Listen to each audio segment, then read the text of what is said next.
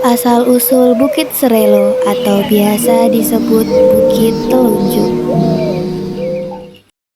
Pada suatu hari di sebuah desa tinggallah sepasang suami istri yang sudah lama menikah tapi belum juga dikaruniai seorang anak. Mereka berdua terus berusaha dan berdoa dengan tulus dan pada akhirnya mereka dikaruniai seorang anak laki-laki. Tapi tak lama kelahiran anaknya tersebut suaminya meninggal dunia. Dan berlanjutlah dengan perjuangan sang ibu, seorang janda miskin yang berjuang keras untuk membesarkan anaknya sendirian. Ibu dan anak itu hidup dengan miskin. Si anak suka melawan orang tua dan anak itu juga setiap hari hanya ingin makan kalau lauknya ikan. Ibunya pun setiap hari pergi ke sungai untuk memancing ikan. Tapi lama-kelamaan ikan di sungai itu habis karena setiap hari selalu ditangkap. Sang ibu pun berkata pada anaknya, "Anakku, ikan di sungai telah habis. Bagaimana bila kamu tidak usah makan ikan lagi?" Anak itu pun menjawab dengan suara yang lantang, "Ibu, aku tidak mau makan kalau bukan selai ikan." Ibunya pun merasa sedih dan bingung dengan tingkah anaknya itu yang hanya mau memakan ikan. Karena bingung mau mencari ikan di mana, ibu itu akhirnya masuk ke dalam hutan. Di dalam perjalanan di tengah-tengah hutan, dengan keadaan menangis dan berkatalah ibu itu di dalam hutan, "Ya Tuhan, mengapa anakku tega berbuat seperti itu kepadaku? Dan kenapa dia tidak mau makan yang selain ikan, sedangkan ikan di sungai itu telah habis?"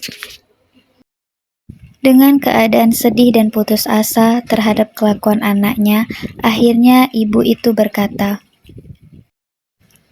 "Seandainya aku bisa menjadi bukit telunjuk, aku ingin supaya anakku melihat aku sebagai sebuah bukit." Permohonan ibu itu pun terkabul. Saat itu juga terjadilah hujan lebat, petir, dan longsor.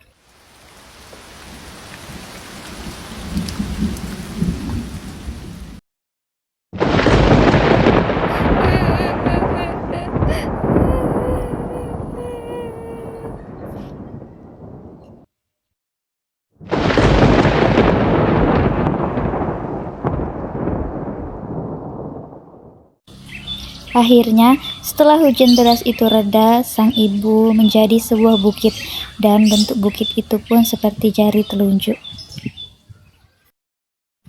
Dengan peristiwa yang terjadi kepada ibunya, anaknya yang berada di rumah pun kebingungan, kemanakah ibunya pergi dan kenapa ibunya tidak pulang-pulang. Anak itu pun mencari ibunya kemana-mana, tapi tidak juga bertemu dengan ibunya, hingga akhirnya dia masuk ke dalam hutan.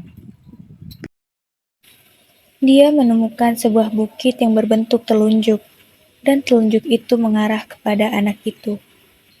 Anaknya itu pun akhirnya sadar bahwa bukit itu adalah ibunya, karena di tanah bukit itu ada baju milik ibunya. Anak itu dengan dipenuhi rasa menyesal, dia hanya bisa menangis dan berteriak, "Ibu, kenapa ibu menjadi sebuah bukit? Maafkan aku, ibu, karena telah menyusahkan ibu. Aku menyesal atas perbuatanku, ibu."